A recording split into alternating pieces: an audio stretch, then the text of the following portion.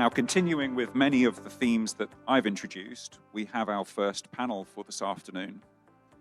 So I'm going to introduce the panelists that we have for today. And as I introduce you, please do come up on the stage and take a seat. Joining us for our first panel discussion, we have Vijay Sirse, founder and CEO of Destiny Energy. We also have Markus Kasim, Director and Project Finance for the Asian Investment Banking Division for MUFG.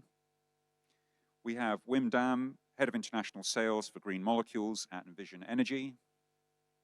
And we have Vachan Alva, General Manager, Head of Sales for Power, Renewables, Water, and from Yokogawa Engineering.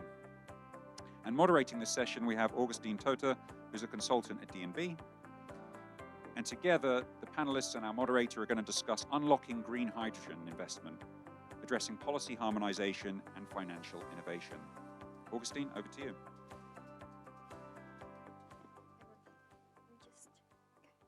Hi. Thank you, Thomas.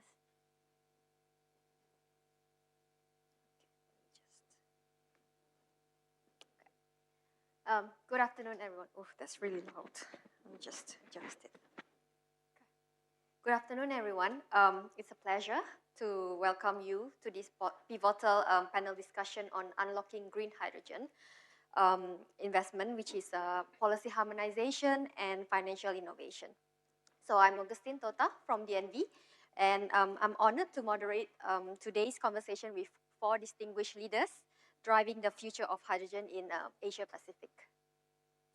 So as we stand at the crossroads of energy transition, green hydrogen has emerged as the cornerstone of decarbonization strategies across the region.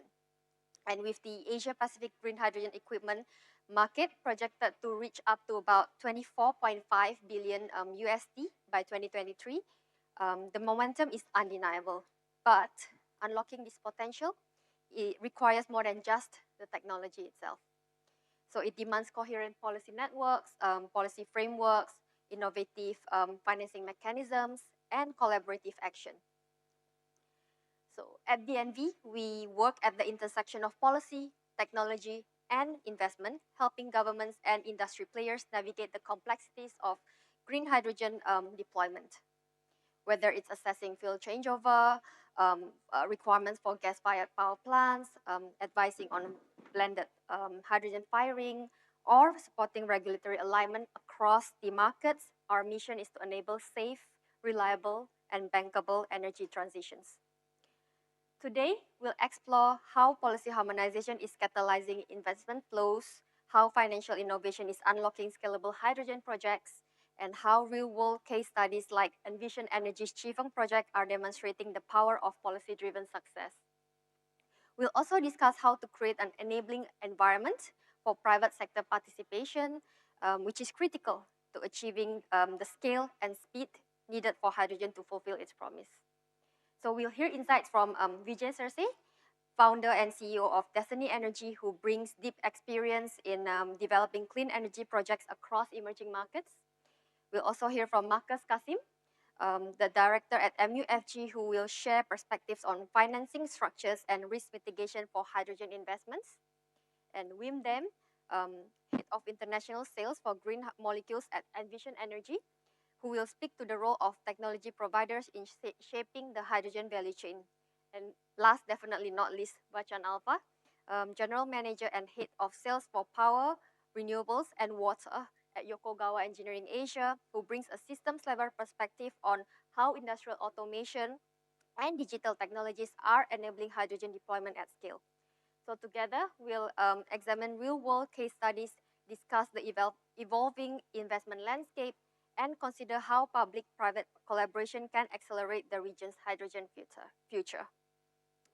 Okay, so I guess you heard enough from me. I'll move on to the panel segment.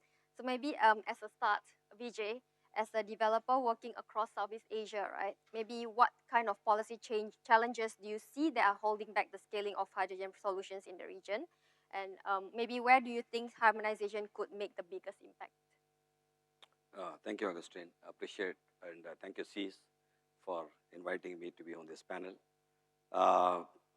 let me just introduce a little bit of myself. And I'm the founder CEO of Destiny Energy, a Singapore headquartered global developer and investor of clean fuels. And we take the whole value chain. We just don't do solar or wind. We take it from the solar to green hydrogen, and then further downstream to e-fuels, either green ammonia or the e-methanol. It depends upon the feedstock available in that particular jurisdiction. So our business model is integrated green hydrogen value chain project.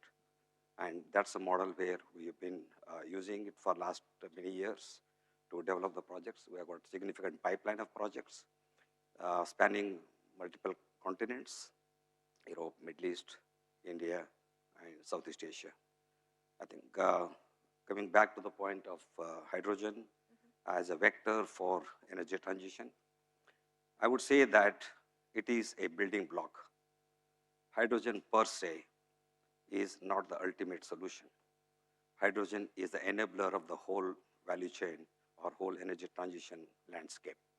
Yes, it has its own role, standalone, to play in particular high heat or difficult to electrify segments like steel or the various refineries and the petrochemical industries, where you can replace gray to green.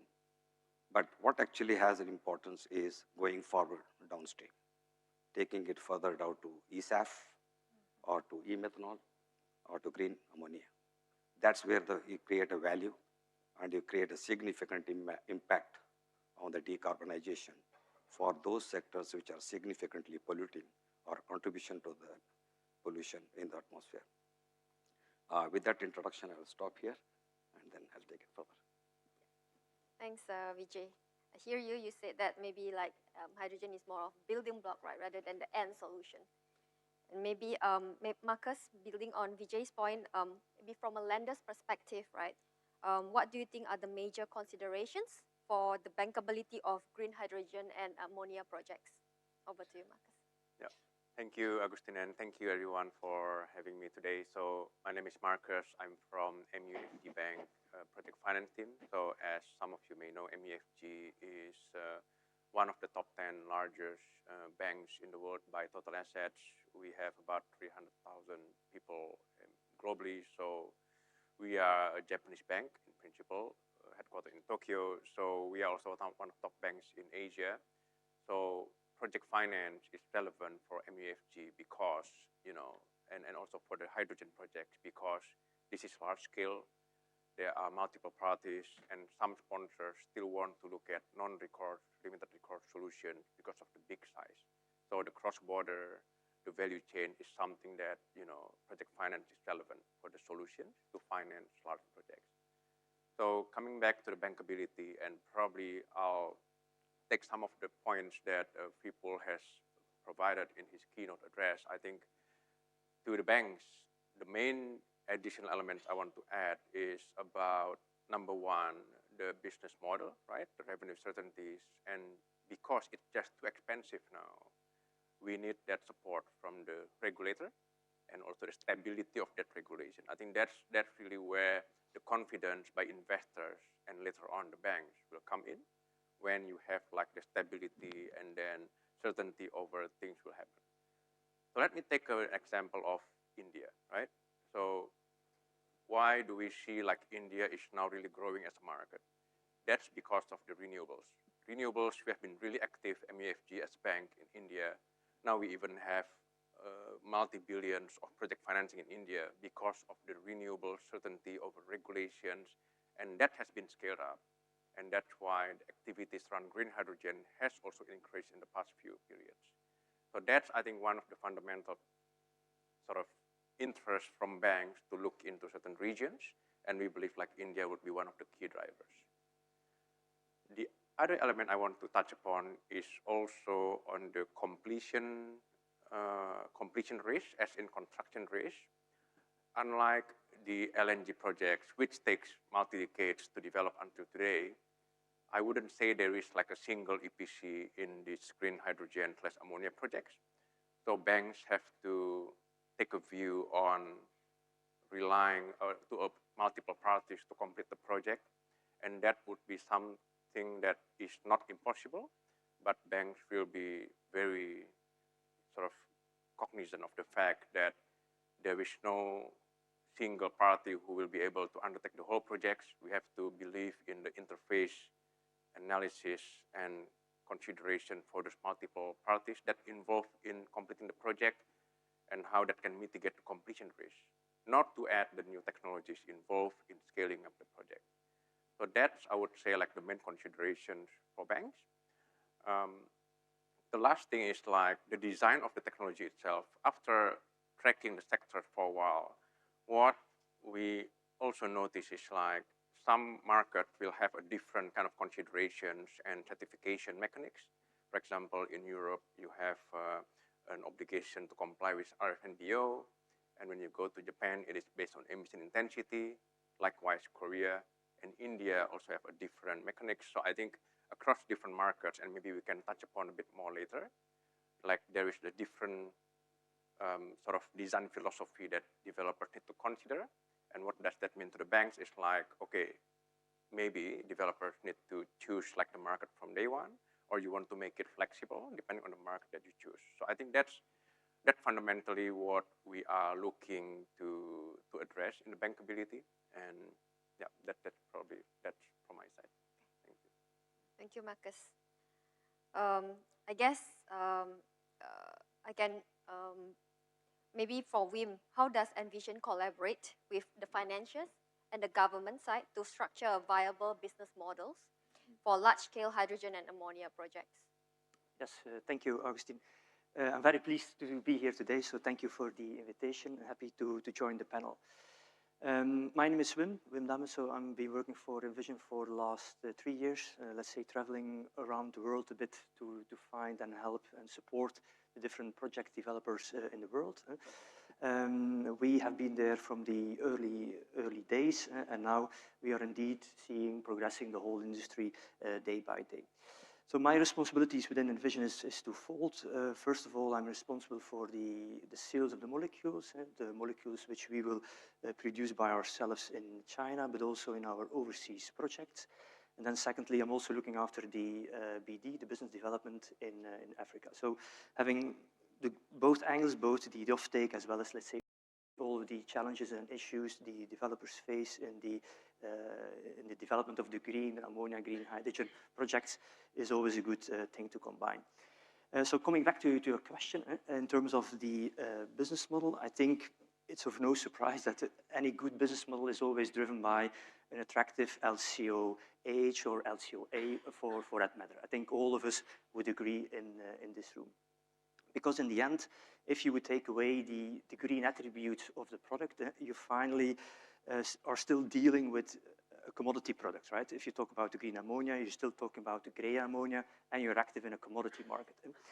Meaning that if you look at these projects which last or have a lifetime of 10 or 15 years, things can happen, right? It's a long time.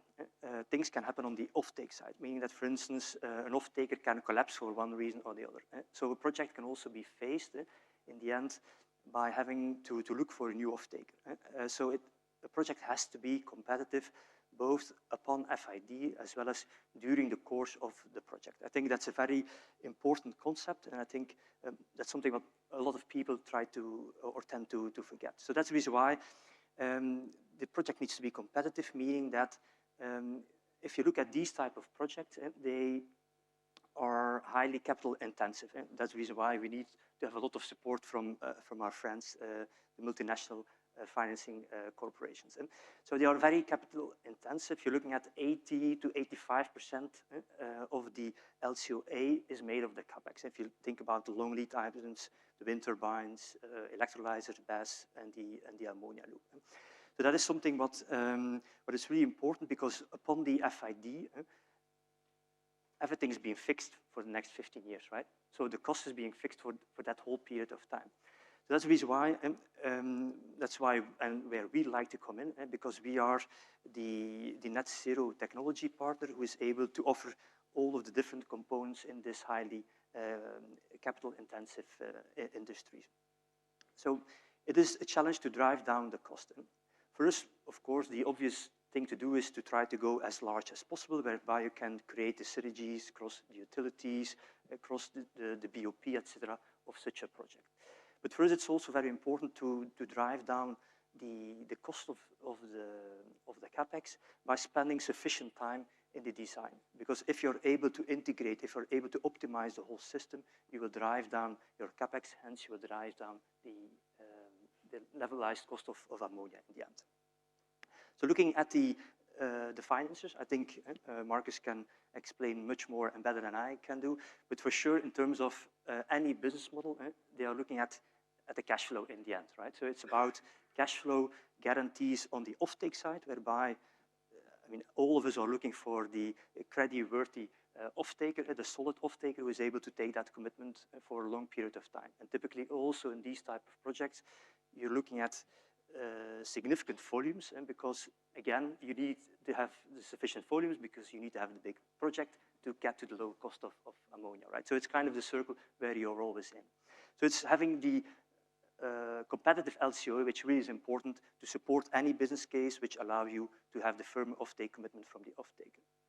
But secondly, it has already been said here today, it's also on the production side, because in terms of this commitment, I think any firm SPA will have an obligation to deliver, right? Because it's about the guarantee to substantiate the cash flow back again. So then you come back to the technology risk, about the bankability of such a project. Any system has to be able to endure this new type of power, right? The renewable intermittency. So it's quite stressful to all of the electrolyzers.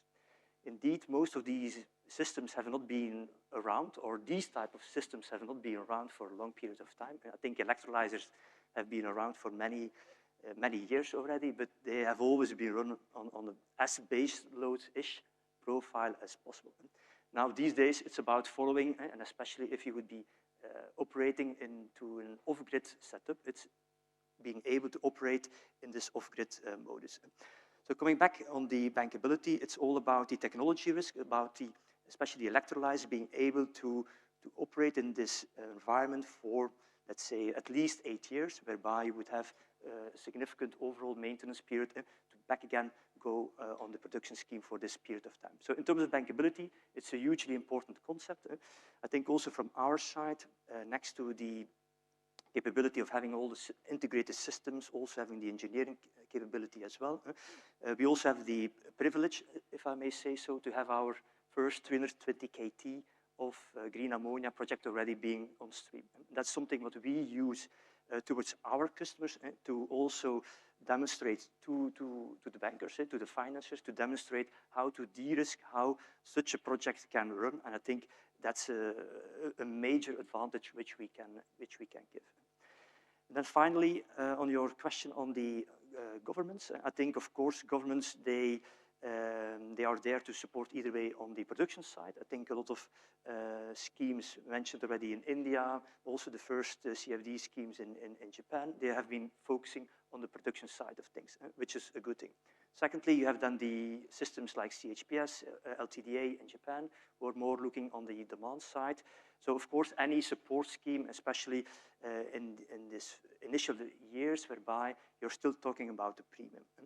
We, of course, as Envision, we are trying to get that premium down as soon as possible, but it will take a little bit of time. I think it's a little bit naive, I would say, to expect the cost to drop very quickly. It will take a little bit of time. So that's the reason why I think governance is always good. Policies is important to support this green hydrogen world. Of course, I think we have seen the decision of the IMO to delay this important decision today. I've seen the figure of $386 for the carbon abatement cost. I think it kind of corresponds to the 380 cost of the IMO. So I think it's quite close what this industry needs to really kick off this whole industry. And that's a little bit of a shame. Just last comment on the IMO, because that was one of the first schemes to work on a global basis, a global playing field. And I think that's something what we are missing, because each region, each country is working on its own incentive schemes, which is fine. I mean, we all respect it because it's finally taxpayer money, but it's the whole integrated global approach, what we would need. So hopefully IMO can be back the sooner the later. Hopefully. Yeah, hopefully. Thank you. I mean, thanks, Wim. Then Vachan, last but not least, of course, but tying all this together, right, from a system integrations point of view, how important is regulatory standardization for deploying hydrogen technologies at scale? And how can the digital platforms and automation help improve the financial viability of these projects through better efficiency and maybe transparency? Yep. Thank you. Thank you, Agustin. Thank you, Sirse, for inviting me. Honored to be part of this panel. Representing Yokogawa Engineering Asia. So Yokogawa is a group, just to introduce what we do. So we are one of the pioneers in industrial automation. So we have been established in 1915, so about 110 years now. We are among the one who is top in this industry as of now in Asia for process control systems and instrumentation technologies. Over the period of last few decades, we've also transformed our organization into digitalization solutions which help in improving the optimization of processes and improving the efficiency of those processes. So Wim Damme mentioned that, green hydrogen also needs those optimization solutions to be implemented. So that's where we have control technologies, we have instrumentation technologies, we have digital technologies, which help to enable those optimization and improvement of efficiencies in those processes.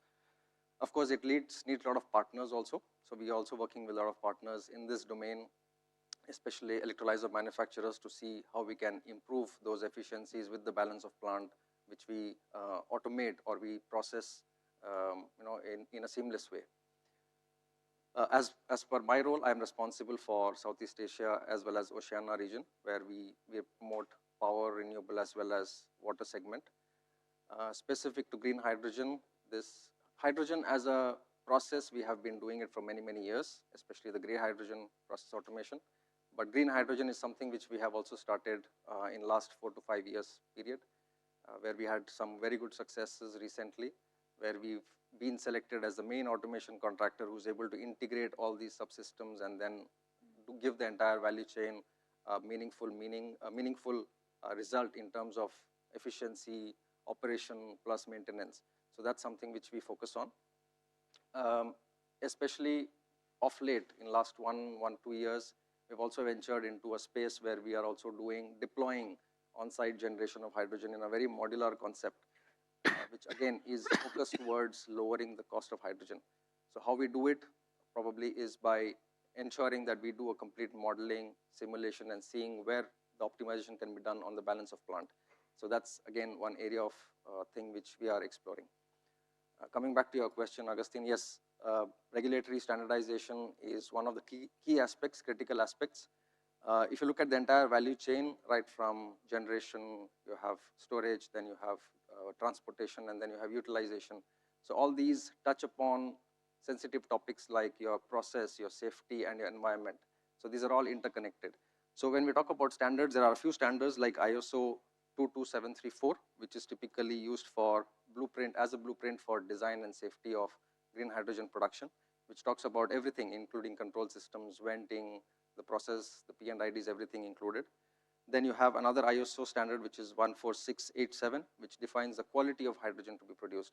So apart from that, there is again ISO 19880, which is again towards gaseous hydrogen for filling stations. Plus, there are safety standards like NFPA 2, NFPA 70, which is again towards electrical safety. Then you have process safety on the green hydrogen production. So there are a lot of standards around in the market, which I'm sure all of the OEMs, all of the technology providers are following. However, there is a need for having a common harmonized standardization platform, which enables or which gives that benefit or that comfort to the investors or to the end users in terms of safety and performance, which is essential in building this large scale or huge project which we are, which is being put up in the market. In short, standardization is not only to ensure compliance, but also to enable modularity and also replicability in future. So that's something which, from a control system vendor point of view, from an OEM point of view, from where we give as an optimization integration platform, I think it is also helping in somehow, in some context, to reduce the cost of levelized cost of hydrogen. So that's something which I would want to point out here. Thank you. Thanks, Vachan. Yeah, I want to say. Sorry, yeah, please. I mean, taking some of the points from our panelists, and one thing which I would like to say is that if you look at the cost of production of hydrogen, the biggest cost component is electricity input. And that's where actually, and especially when you're really depending upon only solar, you have a limitation of hours of operation. So you need to blend solar along with wind, and even that's both are variable. Then you come up to certain sort of a balancing supply from the grid. Of course, not the dirty grid, but renewable power through the grid. So you need to really have multiple source of inputs for the hydrogen electrolyzers. And that's where Vachan said that Yokogawa and the companies like them to provide a significant energy or power flow management solutions to optimize the hydrogen production system. And that's where you can bring down the cost of production of hydrogen. And once you have this couple of things integrated and found a common platform solutions architecture, then you take it downstream to mix that with biogenic CO2. So ultimately, the cost of production of hydrogen is depending upon the electricity. So if I have a control of generating my own power, then I control the cost. But if I had to buy the power from third-party developers, then naturally there is an element of profit which is being built into their sale, which will ultimately not very attractive for the hydrogen cost of production. So when we really look at the project, we look at the whole value chain. What can we do to optimize our power source, and how much capacity of hydrogen, and what optimal efficiency band of hydrogen electrolyzers can be used so that we have the maximum output coming at the right efficiency point of the electrolyzer. And from there, you downstream, you take it to either ammonia synthesis plant or methanol synthesis plant, depends upon the feedstock available. Like the project which I'm doing currently in Estonia, in Baltics, where there is a biogenic CO2 is possible because there are already plants which are producing biomethane. And when they produce biomethane, CO2 is a byproduct. And that CO2 is being let out. So we say, okay, let's monetize that. You take that biogenic CO2, capture it, and liquefy it, and then bring it to the site and supply and mix that with the green hydrogen. So you create e-methanol. E-methanol is a straight replacement for marine shipping fuel. It's easy to handle, it's liquid and ambient. So it's not like ammonia, which requires cryogenic and various other factors. So there is a significant amount of technology integration is required for the whole value chain to create a business model around the technologies, which is ultimately when the people like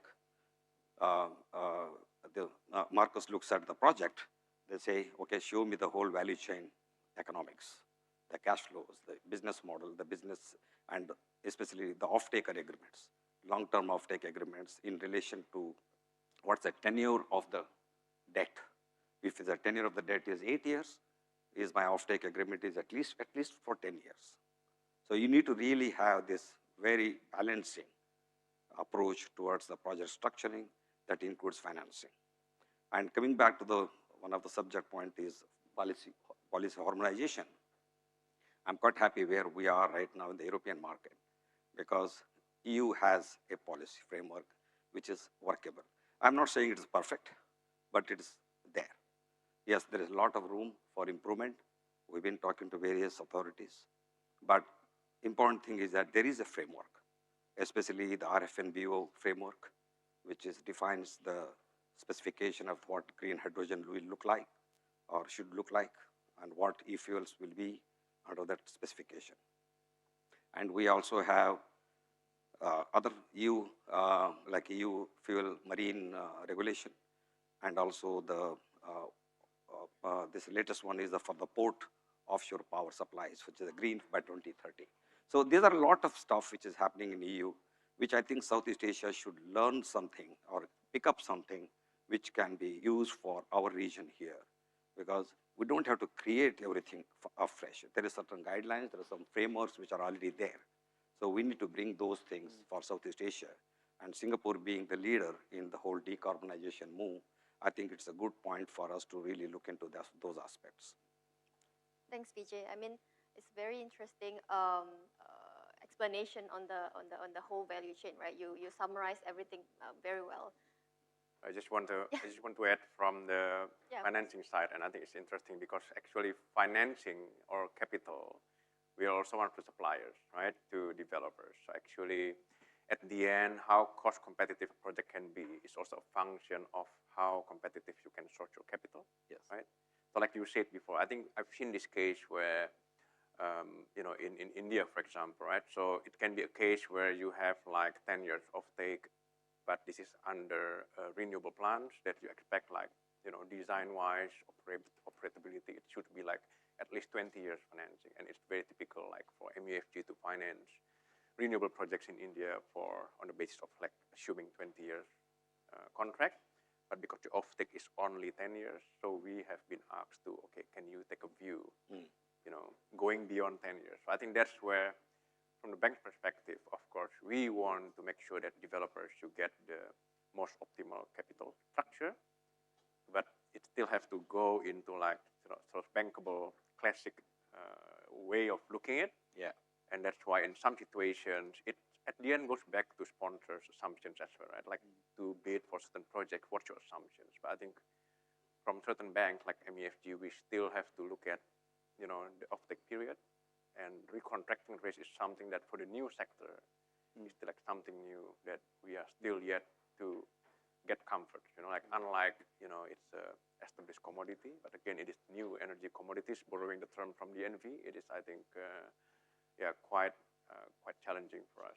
Yeah, I think banks, in the end, they are still very conservative, and that's the way they should be, I think. So it's maybe some kind of contradiction when you talk about innovation, but it's indeed, there's always there can be a gap between the long-term offtake commitments and then the financing period of time. And that's also the reason why, if you talk about the policies in place, for us, that's the reason why we like to work on the off-grid type of systems, right? Because in case of the off-grid, I think you're fully right in terms of the power price. That's one of the main constituent for your project to be successful or not. Right. And you're looking at any price between, I don't know, $40 or below to be really competitive on a global scale, right? But if you look at the total demand in APAC, it's huge. People mentioned 41 terawatt in terms of the installed capacity. It's huge. So even though India is very aggressive, very successful these days in terms of developing all of these projects, we still need the large-scale projects in Australia and the other parts of the world as well. But of course, in Australia, you don't have any grid to support such a big-scale project. So you need to look at the integrated off-grid project, whereby then indeed the whole design, the whole capex reduction, that's really, really important. But again, if you look at the policies again, if you look at this 10 years of time in the SPA versus the 20 period you need for the financing, you're still exposed to do this 10 years, whereby also you're exposed to any change into the policies of the government when it comes to wheeling the power for free, right? So I think there are a lot of angles, a lot of risks, huge risks, which really makes project financing these projects sometimes even impossible, I think. Even if you have the very low cost of ammonia, still the risk, I think the risk you will identify are so big that you can't make it to FID, I think. So I think there are many, it's not so easy, I think. It's quite a complex, it's really depending on the local market, on the local regulation. I think generally speaking, people don't like to take risks. People who are giving you, and you're not talking about millions, you're talking about billions. It's not small money, right? So that's the thing why people tend to be very, very detailed and very conservative in terms of these type of financing deals. I think taking back on the Wim said on the India green ammonia, there are 11 recent auctions in India, and the price discovery was just amazing. $510 per ton for green ammonia, which is sort of set a benchmark in the world right now. So actually then I was talking to one of the bidders who won successfully the bid, with whom we're trying to tie up for our in the Middle East project.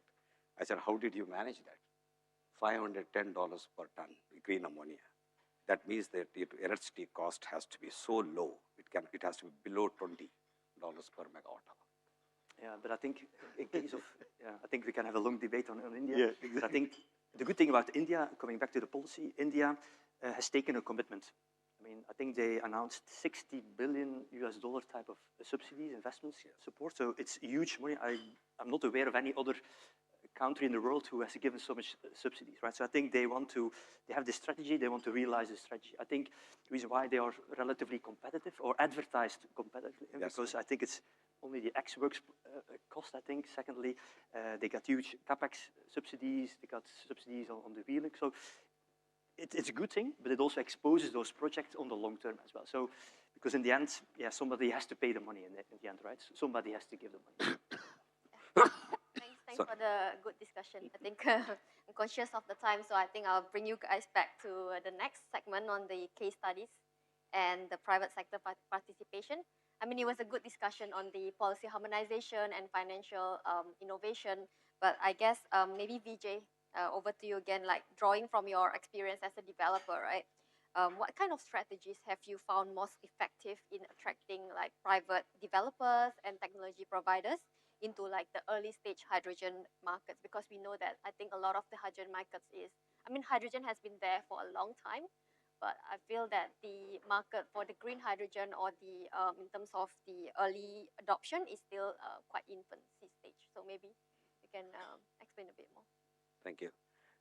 One of the biggest challenges is to really make a assessment about the technology viability, especially the hydrogen electrolyzers.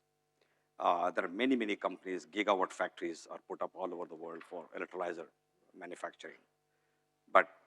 And everybody claims certain level of efficiency, but no one has actually had a ground operation experience. It's all nice on the paper, okay? I come up to 50 kilowatt hour per kg, I come up to this, I come up to that. But how do you really get comfortable about the claims of those efficiency levels? Because each 1 kilowatt hour per kg makes a huge difference to the cost of generation of hydrogen. So that's something which is also important. And also, there are a lot of technology companies which have 1 megawatt stack, 5 megawatt stack, 10 megawatt stack, like even up to 20 megawatt stack. But none of those things have been implemented. There are only 1 megawatt stacks have been implemented in some parts of the world. So there are very few other than China. China has done a lot many other, of course. And so that's one of the challenge for us is to really make an assessment about the technology viability for our project. And once we have the technology viability, and then you say, okay, this is your fundamental, what you stated right now, but what will happen over a period of 20 years, 15 years or 20 years of operation? What's the degradation level? What sort of a optimization? When do you change the stacks? So each stack change is a significant capital investment again. So there is something which we look at it is the whole, or the life cycle cost of the technology, and how does really pan out in relation to our business model. And you take it downstream to other further, of course, ammonia production or methanol production. So for me, it was a challenge. Me and my engineering team spent a lot of time in assessing technologies and tried to create a business model around technologies, because we are not technology producers, we are the technology users. So it's a challenge, but I think with a lot of hype which happened in the last 5 years on the hydrogen production technologies, but I think there is a significant amount of consolidation. There's a significant amount of consolidation in the industry which has already happened, and it's good. Actually, consolidation is good, because then you see some serious players continuing to perform and then develop new technologies and new solutions, and actually that will help the developers like us to look into any further development of the projects. Thanks, Vijay. Maybe I'll move on to Vachan for a bit. Maybe Vachan, can you highlight a project where Yokogawa's technology were deployed in hydrogen or renewables context, and how policy support influenced its success? Can you maybe elaborate a bit more? So we have a little bit of varied projects as well. So one of the projects which I can first highlight is one in Europe. This is in Holland Hydrogen. So this is in the port of Rotterdam, where we worked with Shell. Shell is one of the project developers there. This was about 200 megawatt capacity of green hydrogen, again powered from a wind power energy source. We were actually one of the key, I would say, main automation contractors, which is again integrating each of their subsystems and entire value chain, right from energy consumption, which is from the generation side, then ensuring that the production of hydrogen happens, and then towards utilization of those hydrogen. So that was one of the key projects, which was the first big success in green hydrogen space, which we had about 2 years back. And eventually then we also secured another project in Australia. This is with NG. This is for Uri green hydrogen. This is next to the Yara fertilizer facility, ammonia facility in Pilbara region in Western Australia. This is a bit unique because we were not only doing the process control for hydrogen production, but we were also managing the renewable assets. So this green hydrogen facility was powered by 18 megawatt solar and a 8 megawatt hour battery. And that's where Yokogawa also worked with the developers, with the EPCs and the end users to see that how we can optimize that energy utilization. When we spoke about, cost of energy is the main contributor towards the final levelized cost of hydrogen. So how can we use that battery storage to ensure that we maximize the utilization of solar based on the weather conditions and ensure that the batteries are optimally used so that the stable voltage is given to the electrolyzer stacks. So that was one of the key things where we integrated both the power flow as well as the process flow to give that end-to-end solution to customer. The third one which I want to highlight again is this was a recent project just this year where we worked with one of the companies in Indonesia, government companies, PT Pertamina, where we are delivering a modular solution. This is again along with our partner SunGreen, whom we have been working with. SunGreen again, electrolyzer has been there for many, many years, but again, technology is evolving.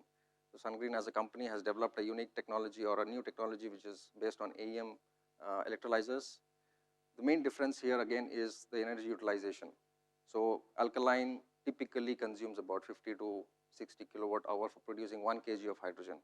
But the new technologies which AEM is being produced by SunGreen, they consume about 42 to 45 kilowatt hour. So that itself is a big saving, almost 20% efficiency improvement. And then you talk about balance of plant. So that's where Yokogawa comes in as a complete integrator who manages the entire end-to-end solution. And that's where we are giving a modular plug-and-play solution. So you just plug in power and water source, and then you get green hydrogen on the other side.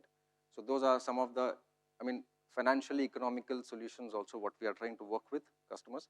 Plus, there have been pursuits which we are following on large-scale deployments where we also do simulation of the entire process.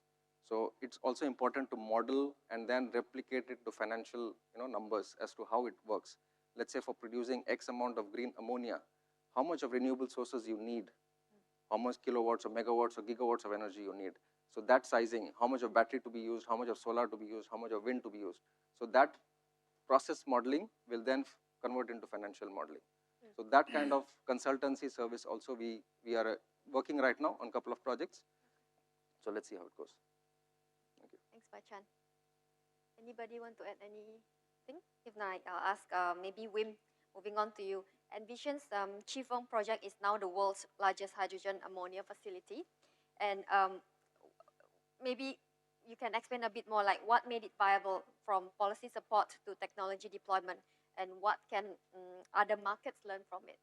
Maybe. Yeah, apparently my mic was not working. So indeed, we have our 320 KTPA green ammonia facility already being commissioned in July this year. Just to give you the figures, so it's 320 KTPA of green ammonia, powered by about 1.1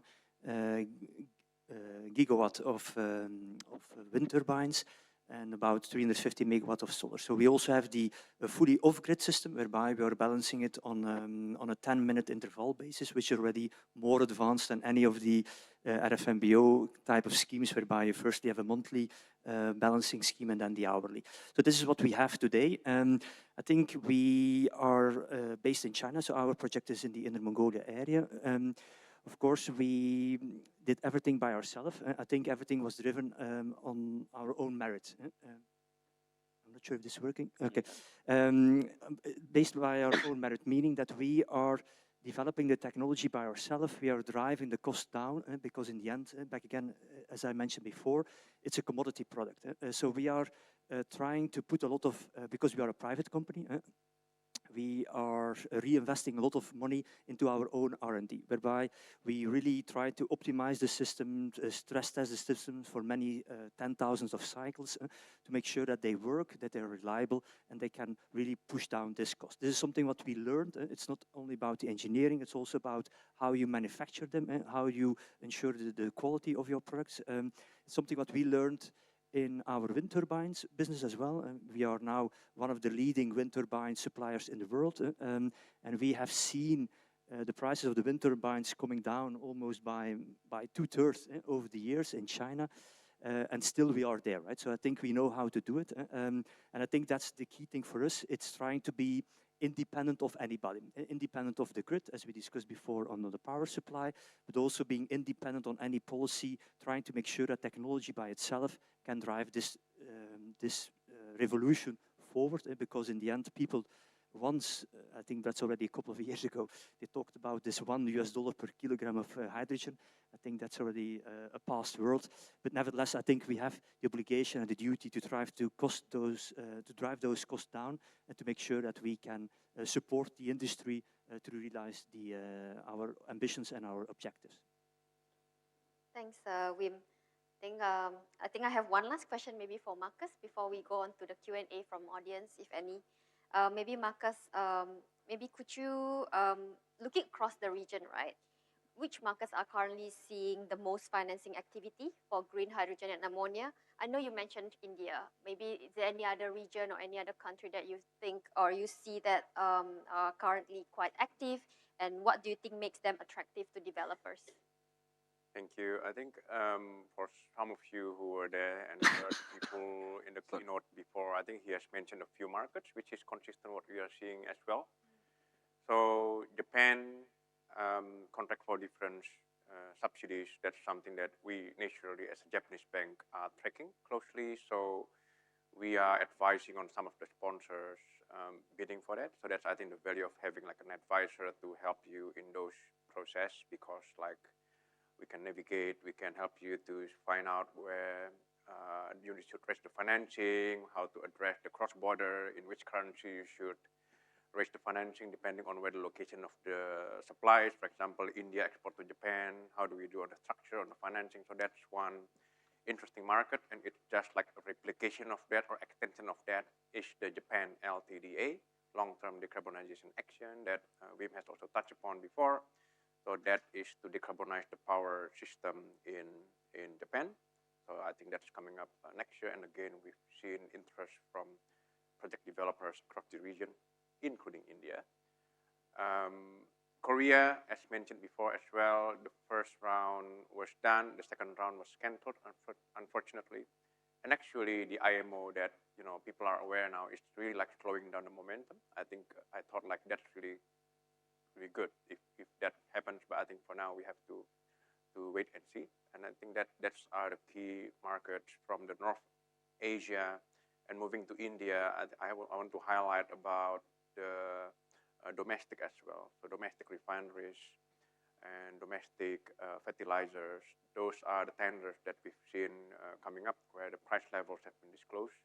So interesting to see where, what comes out of it is still ongoing. So I think on the refineries, there are still like upcoming tenders for those. So we also see like some developers interested in building projects there. So I think from bank's perspective, again, right, we are one of our suppliers. We supply the capital.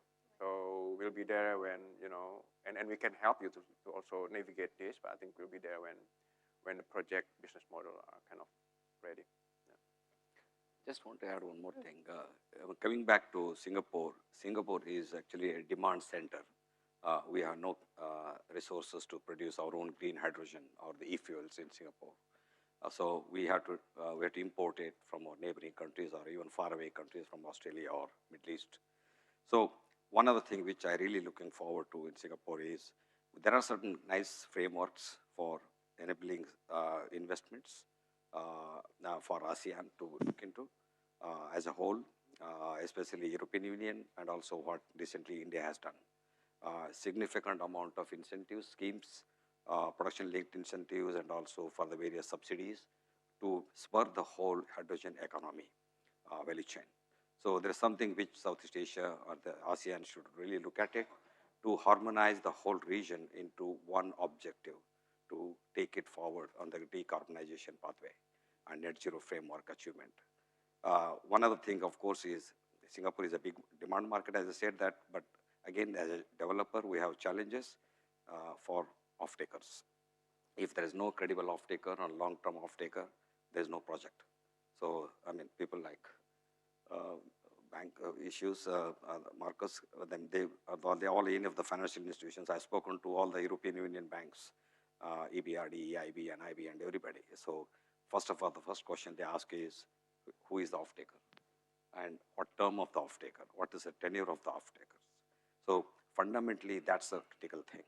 So, for a developer, one side is the technology side, another side is the off-taker side, then the feedstock requirements, and then the energy input cost. So we grapple with the multiple challenges to make a project structured and make it viable in the long term.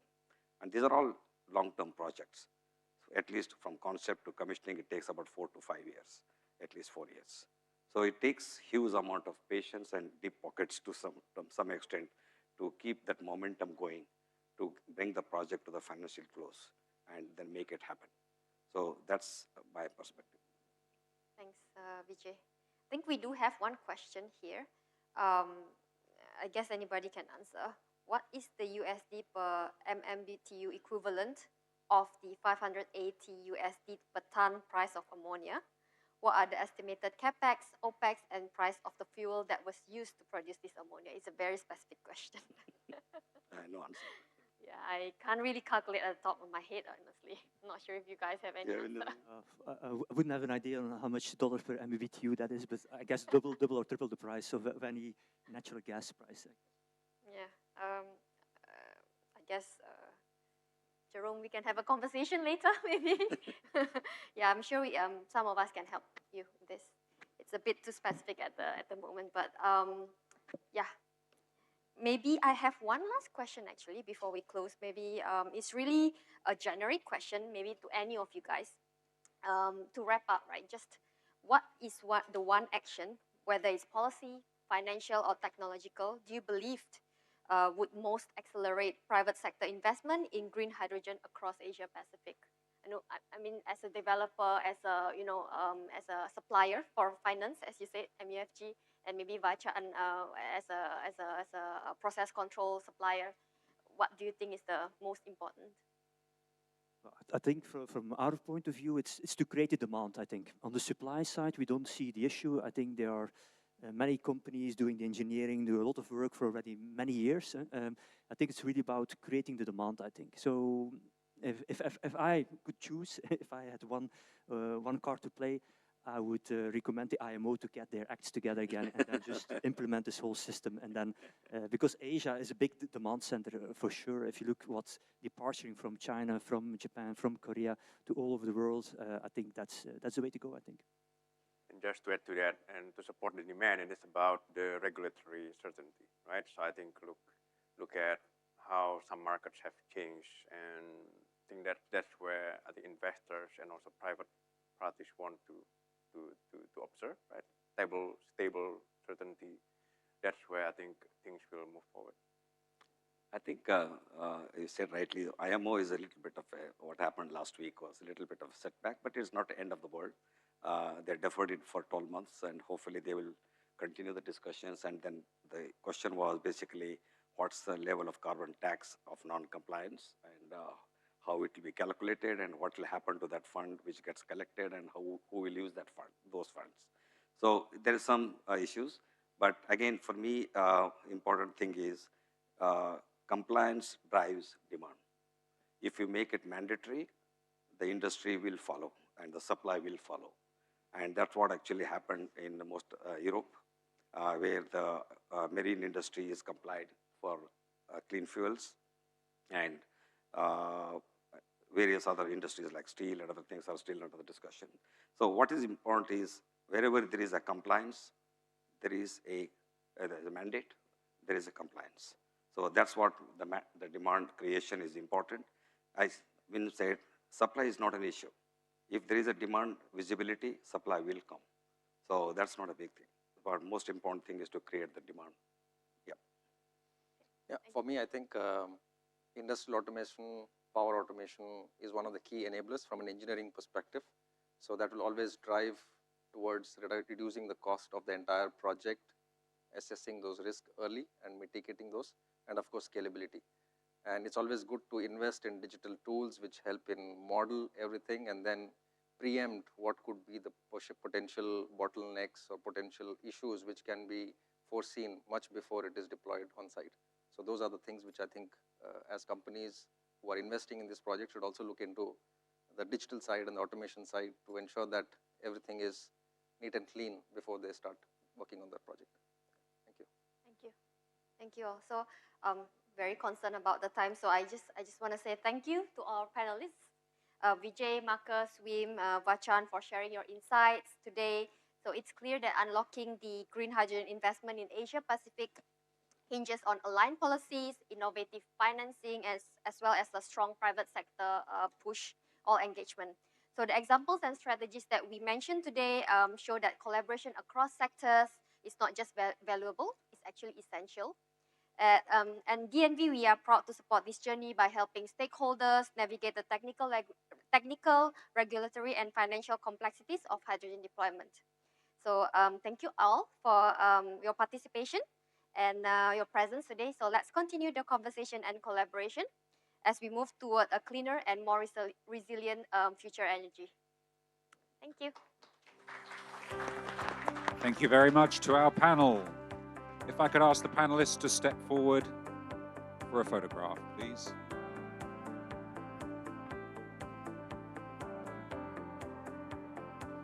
A very interesting, thought-provoking discussion there, illuminating to hear particular policy, particular finance that has enabled successful projects here in APAC and further afield.